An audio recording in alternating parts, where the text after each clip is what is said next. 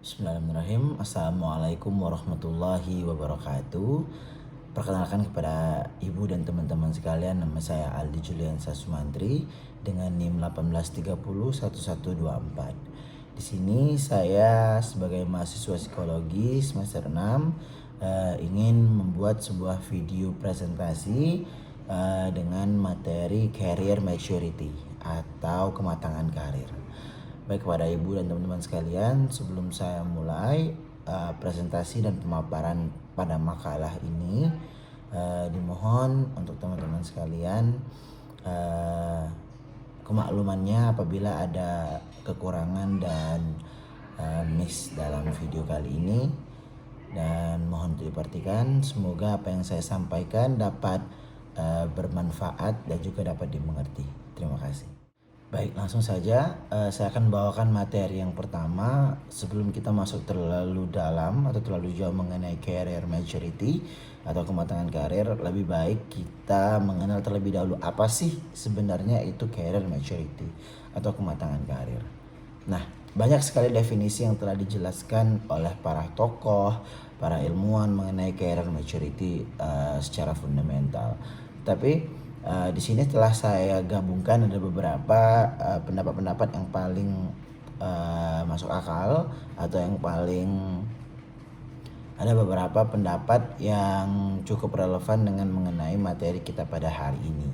Nah, di antaranya ada dari Safikas, itu menyebutkan bahwa career maturity itu atau kematangan karir itu juga dapat disebut dengan penyesuaian karir.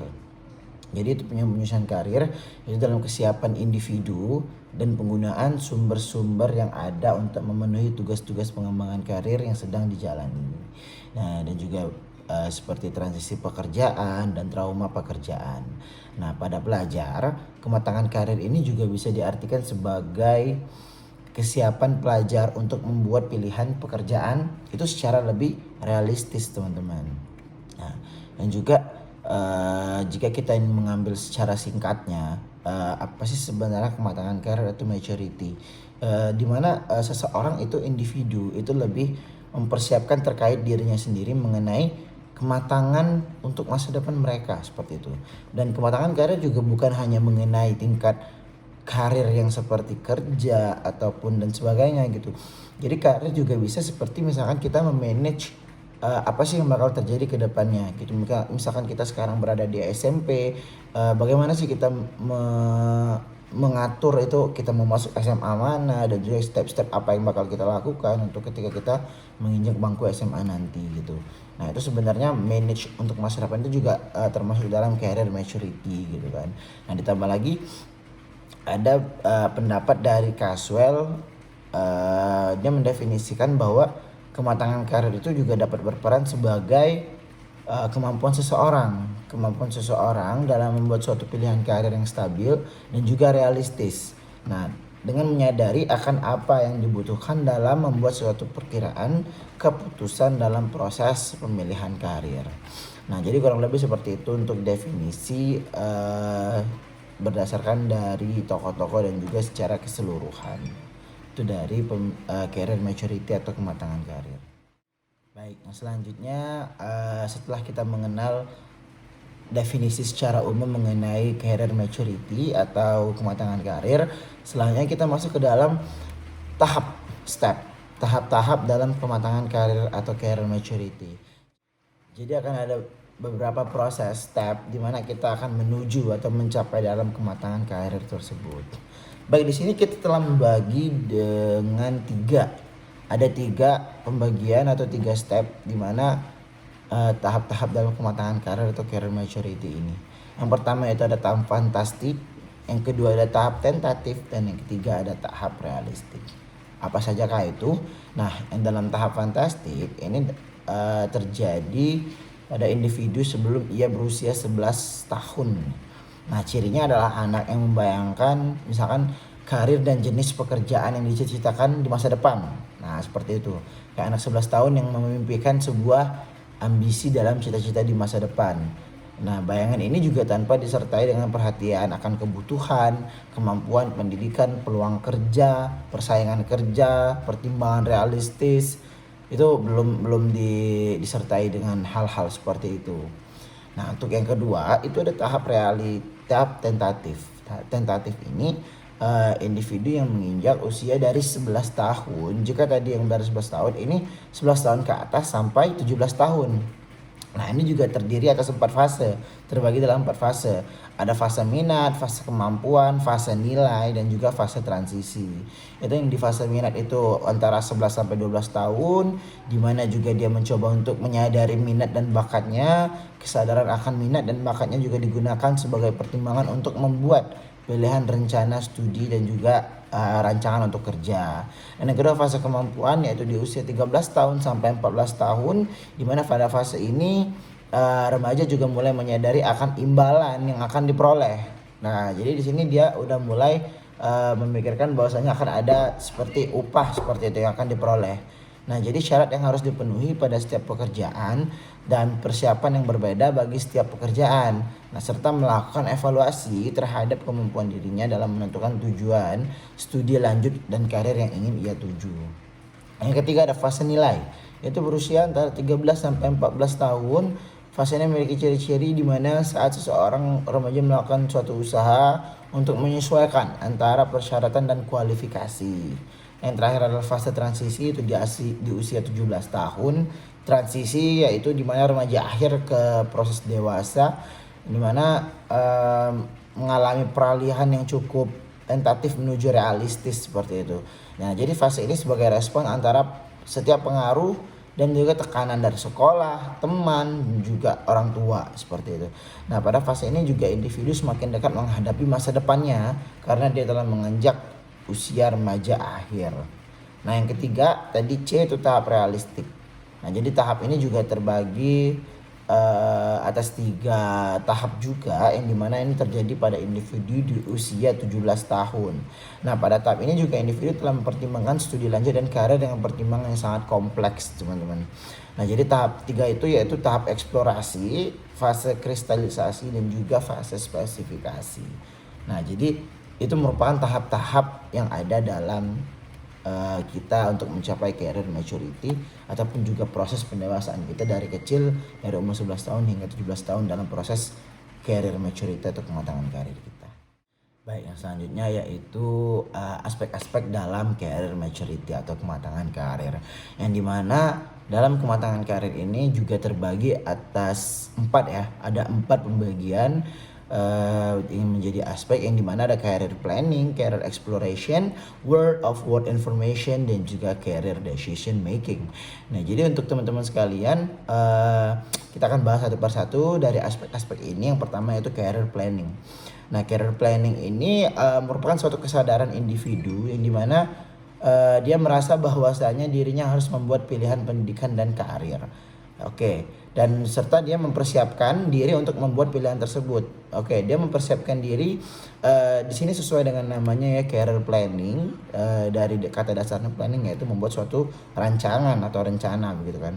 Nah, hal ini juga mengukur tingkat perencanaan melalui sikap akan masa depan. Nah, jadi seseorang itu memiliki kepercayaan diri, kemampuan untuk dapat belajar dan pengalaman. Nah, juga menyadari bahwa dirinya juga seharusnya yang membuat pilihan pendidikan dan juga pekerjaan, serta mempersiapkan diri untuk membuat pilihan terkait kematangan dirinya sendiri. Yang kedua yaitu career exploration.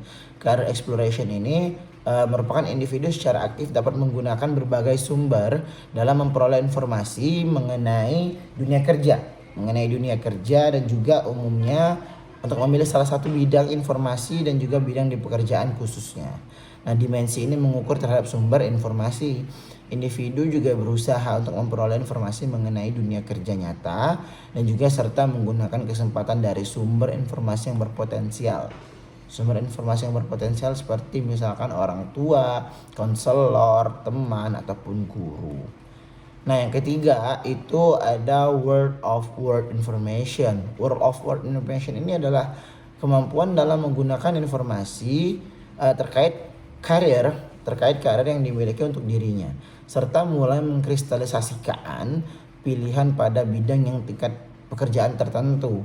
Nah, dimensi ini juga mengukur tentang jenis-jenis pekerjaan serta perannya dan mengetahui cara-cara untuk memperoleh sukses dalam pengembangan kematangan karir pada individu. Dan yang terakhir, pembagian dari aspek yang terakhir yaitu mengenai career decision making. Decision making berarti penentuan keputusan, pengambilan keputusan. Yang dimana individu juga mengetahui apa saja sih yang harus dipertimbangkan dalam membuat pilihan terhadap pendidikan karir, kemudian membuat pilihan pekerjaan yang sesuai dengan minat dan juga kemampuan pada individu tersebut masing-masing. Jadi seperti itulah aspek-aspek yang ada dalam kematangan karir atau career maturity. Baik, yang selanjutnya yaitu materi yang saya bawakan mengenai faktor-faktor apa saja sih yang mempengaruhi dari career maturity atau kematangan karir. Nah, jadi faktor-faktor yang mempengaruhi ini juga menurut Rais pada dalam Ramadan 2019, dia juga mengemukakan bahwa faktor-faktor ini juga mempengaruhi kematangan karir. Ini mana terbagi atas 5 poin, yaitu orang tua, teman sebaya, sosial ekonomi, lingkungan, dan juga inteligensi. Nah, yang dimana faktor orang tua itu merupakan garda terdepan ya, yang dimana sebagai model bagi anak untuk dapat mempengaruhi pemilihan karir mereka dan juga pada anaknya seperti itu. Dan juga selain itu juga orang tua itu juga dapat menanamkan harapan dan memotivasi. Jadi memotivasi sehingga memberikan pandangan kepada anaknya masing-masing mengenai kematangan karirnya dan apa yang harus diikuti oleh anak terhadap pendidikan maupun pekerjaan tersebut. Nah, yang kedua yaitu teman sebaya. Faktor teman sebaya ini juga mempunyai pengaruh yang cukup besar loh dalam pemilihan karir. Seperti misalkan lingkungan pergaulan yang tidak bisa dipisahkan pada saat sekolah mempengaruhi ide seseorang seperti itu. Yang tiga yaitu faktor sosial ekonomi. Faktor sosial ekonomi ini juga kondisi sosial ekonomi di mana menyangkut kemampuan orang tua dalam membiayai atau juga memfasilitasi di bidang pendidikan terhadap anaknya gitu. Kadang anak yang mempunyai kemampuan intelektual yang tinggi juga tidak dapat menikmati pendidikan yang baik karena keterbatasan dari ekonomi tersebut. Nah, jadi kondisi ini dapat dipengaruhi pemilihan karir pada seseorang seperti itu. Yang keempat, faktor lingkungan. Lingkungan juga sangat berpengaruh besar. Ada pembagian dalam kematangan individunya juga. Ada 2 poin dibagi. Yang pertama itu lingkungan kehidupan di masyarakat dan juga lingkungan dalam lembaga pendidikan atau sekolah. Yang kelima, yang terakhir yaitu faktor inteligensi. Tetap dari faktor inteligensi yang dimana tentu dalam hal internal juga harus mendukung ya. Dan juga seperti aspek inteligensi sangat penting untuk memilih karir karena inteligensi juga sangat berkaitan juga dengan kemampuan untuk membuat keputusan, dan inteligensi berkaitan dengan tingkat ide-ide yang akan muncul dan bermanfaat. Seperti itu dari faktor-faktor yang bisa mempengaruhi kematangan karir kita.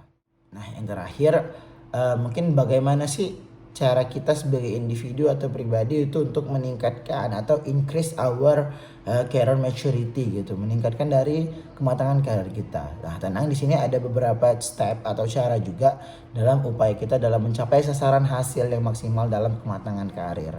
Nah, di sini ada 5 bidang yang perlu dikembangkan. Yang dimana antara lain yang pertama pengetahuan diri dan aspek lain. Yang dimana individu juga harus menjadi individu yang potensial dan memahami beberapa aspek, diantaranya mungkin bakat, kecakapan, serta kemampuan, konsep diri dan penghargaan diri, kepribadian, kemampuan akademik, pengalaman yang paling penting, pengalaman belajar dan juga pengalaman kerja, tingkat minat, tingkat harapan, motivasi, dan yang lain sebagainya. Nah, semua karakteristik itu seharusnya dimiliki dan juga seharusnya sesuai dengan pilihan karir yang diinginkan seperti itu. Jadi misalkan kita lebih mengatur passion kita, kita ingin menjadi sebuah anggota Polri gitu. Jadi kita harus mengetahui dalam diri kita apa saja sih yang harus kita isi. Yang pertama mungkin tingkat fisik kita harus kuat, otak kita mengenai pengetahuan umum juga harus kuat. Nah, seperti itu. Jadi tepat sasaran gitu. Jadi tidak kita belajar atau mengincarnya tentang ini, tapi apa yang kita siapkan beda. Nah, itu yang agak kurang seperti itu. Jadi lebih matangkan lagi sebuah usahanya agar tepat sasaran seperti itu. Yang kedua yaitu ada informasi studi. Informasi studi ini juga mengenai profesi dan karir ya. Nah, jadi individu juga lebih kurang sangat membutuhkan informasi mengenai pilihan pendidikan yang lain atau jenjang pendidikan, pilihan profesional atau juga jenjang karir dan pilihan karir. Nah, mereka membutuhkan informasi tersebut sebagai bahan pertimbangannya Nah, agar tidak menjadi asal-asalan dan gegabah dalam menentukan pilihan mereka. Jadi jangan terlalu cepat mengambil kesimpulan bahwasanya kita ingin ini, tapi kita belum melakukan riset terkait apa yang ingin kita lakukan tersebut. Nah, jadi lebih lebih santai untuk mencari informasi dan juga lebih banyak dalam menggali informasi agar kita juga dapat banyak data mengenai apa yang ingin kita tuju. Yang selanjutnya yaitu proses dalam menentukan keputusan karir. Nah, melalui pengetahuan mengenai diri, pendidikan dan pengembangan profesional, siswa juga akan menentukan keputusan karir yang tepat. Nah, mereka seharusnya dipersiapkan dalam menentukan keputusan karir melalui pertimbangan berbagai aspek yang telah disebutkan dalam sebelumnya yang di atas tadi. Selanjutnya yaitu transisi menuju dunia kerja. Nah, siswa juga dipersiapkan dalam menghadapi dunia kerja yang setelah lulus dari kuliah atau juga dari SMA, dan mereka membutuhkan strategi atau cara tadi untuk menentukan keputusan karir yang tepat agar tidak hanya menggunakan metode-metode yang lama atau metode usang atau yang modern. Jadi seperti di upgrade lagi gitu metode-metodenya. Dan yang terakhir yaitu perencanaan karir plan. Ini mana individu juga seharusnya dipersiapkan untuk perencanaan karir berpedoman pada karakteristik pribadi dan pengalaman studi dan juga pengalaman kerja. Nah, jadi upaya-upaya tadi, kelima poin tadi dapat kita lakukan apabila kita ingin mematangkan dalam konsep kematangan atau career maturity dalam diri kita masing-masing. Baik, telah selesai materi yang kita diskusikan dan juga saya sampaikan dalam pemaparan materi kematangan karir atau career maturity ini. Dan dari setiap dan semua penjelasan yang telah saya jelaskan sebelumnya, dan juga ini juga dapat ditarik kesimpulan bahwasanya berdasarkan penjelasan tersebut, di mana career maturity itu sebuah konsep di mana individu harus sesegera mungkin menyiapkan atau menata terkait career maturity atau kematangan karir pada diri mereka masing-masing.